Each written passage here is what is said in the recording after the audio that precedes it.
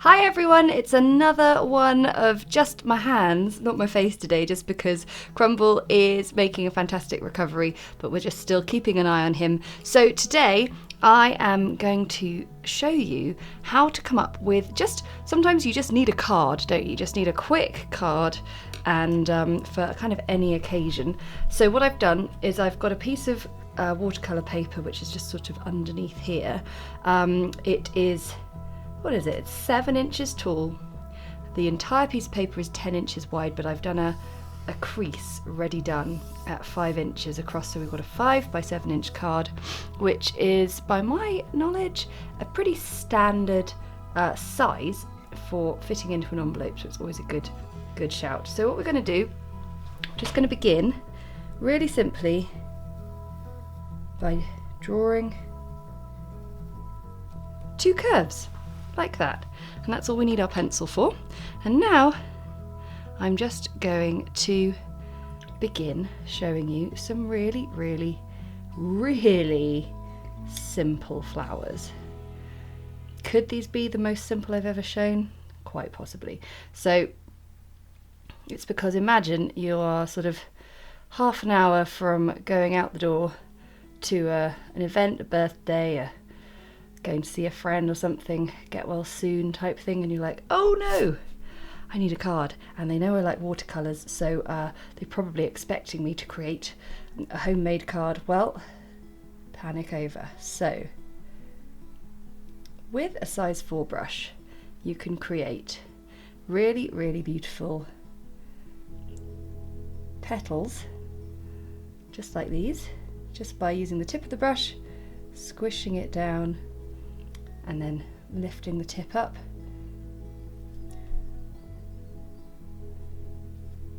And then taking some slightly more concentrated colour, just dropping it down in there. And lo and behold, you've just created a really simple, very pretty little flower. So if I just continue on, and we're just going to place these kind of at random around the page, and I'm just going to stick with one colour because, like I said, this is very simple. Might have some that haven't quite opened up yet. The most important thing with painting loose, simple things is to honestly try not to overwork it. Just allow the sort of organic edges of the brush strokes to do their thing. Don't try and neaten up everything too much, because that's when it sort of loses its charm a bit. Now you can see the difference in how the pink, concentrated pink, travelled in that one compared to that one there. And that's because I left that a tiny bit longer for the wetness of the petal to settle in. Like I'm just doing a little bit of a talk whilst I let that one settle in, whereas I painted the pink in immediately after that one. Whereas if I've just, there we go. The longer you leave those first translucent petals, well, obviously you don't want to leave it so it's 100% dry, but if you just give it just a bit longer to just settle in on the page. So I think my most open flowers have got about 5 petals in, and then anything between that has got 3 and a bit, 3, sort of 2 and a bit. But I'm just going to fill up the page, and if you want to use a few brush strokes like that to create your flowers, that's absolutely fine. But like I said, try not to overwork it and get too serious. So I'm just going to fill up the page, sort of essentially imagining them emanating from there, and then we can turn this card into something just really lovely. So this is what we're left with, which is lovely. And now I'm going to go round with some Sap Green with a size 2 brush, and first we're going to sort of place in a little sort of sepal cup at the bottom of each of these flowers, and then we're going to put the stems in. But the idea is that they're all going to come in and feed in. Oh, that one was a tiny bit wet still. That's okay, I quite like that. They're all going to feed in to the sort of funneling effect of this curve, and then all will be revealed with the mystery of what on earth this curve is all about. Also, I love pink and green. I think it's a really gorgeous colour combo, and it is essentially a complementary colour. Okay, so what I'm not going to worry too much about having stems sort of go all the way down in. This is a simple kind of loose project, and of course the whole idea is that we're rushing out the door and we're just trying to create something really nice and thoughtful. So I've got my size 2 brush here, which is the second smallest brush in the set that I have curated, the Pro Art Masterstroke brushes that I adore and that I sell in my Etsy shop and we ship globally. Although I must say, if you are waiting for your brushes and you are outside of the UK, please be assured they are on their way, but the postal service is a little bit slower these days due to all of the worldwide disruptions that we have to face these days. But anyway, they are on their way, I promise. But if you are waiting for them and want to know a little bit more, don't hesitate to get in touch on Etsy. Anyway, so enough housekeeping done. So that's really pretty. Quite like it just like that, to be honest, but we are going to add a few little leaves in. We need a slightly larger brush to make our life easier, so size 2, and just making the paint a little bit more sort of wet and dilute this time, so I'm just putting a little bit into my actual palette and just mixing a little bit more up. So now I'm going to find areas to pop in these really simple leaves, so simple. I'm just trying to find a place to put them in. Actually, there isn't a huge amount of room.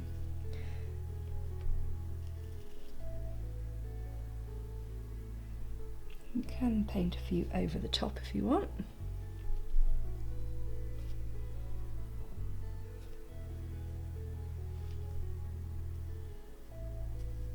But this is a very similar technique to the actual petals themselves. We're using the natural goodness of the pointed round brush by just starting with the tip, working our way down, pressing down in and coming back up. Okay, I think that looks really nice. You sort of work on evening it up a little bit.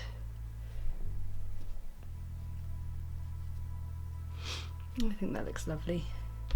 And then of course suddenly you just find places everywhere to put your words in, put your leaves in. But on the subject of words, that leads me on very nicely to what I was just going to do here. So I'm going to make a very simple little banner and put a little bit of writing on it. Now, whether you want to do some script writing, or if you just want to put in some really simple block capitals, why not write it in first? So I'm going to put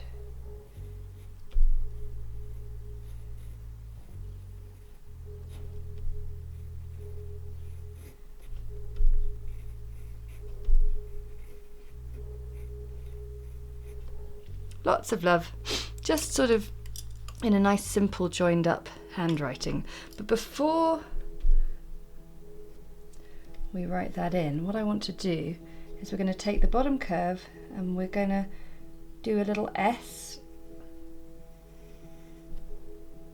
and then just match it up and put a little diagonal. So I'm just gonna go S, whoop, like that, a vertical line there, and then match it up and do a little point.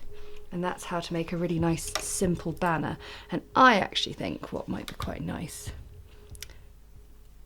get a little bit of Paynes Grey mixed up, really nice and dilute, and we're just going to pop in a little bit of colour.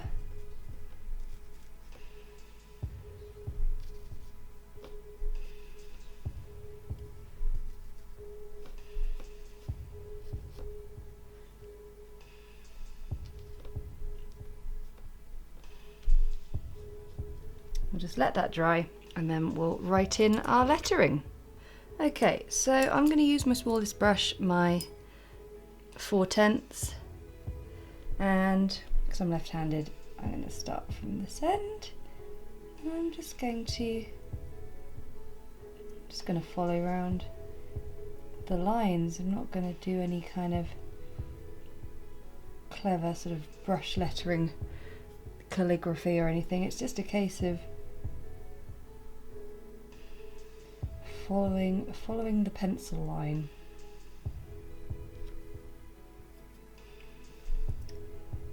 And you can always sort of thicken the line by pressing down with your brush if you want.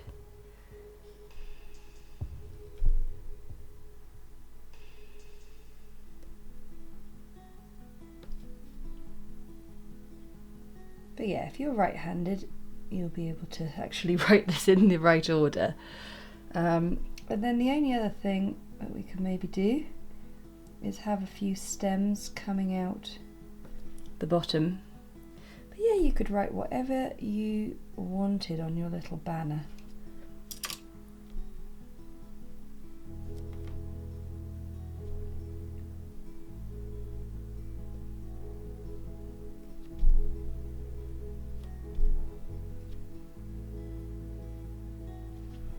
And I think if you have the time to make someone a card, however simple it is, it's just always the best option. People love it so much. Okay, so the last thing I was going to do is just maybe place a few more stems in the bottom, and therefore have a few more coming out the top. But there we go, what a lovely card. So if I actually get it all nicely folded there we go. And watercolour paper is just the perfect sort of paper really for card making, because it's nice and stiff. Even the cold press stuff isn't so textured that you couldn't write on it with a nice pen.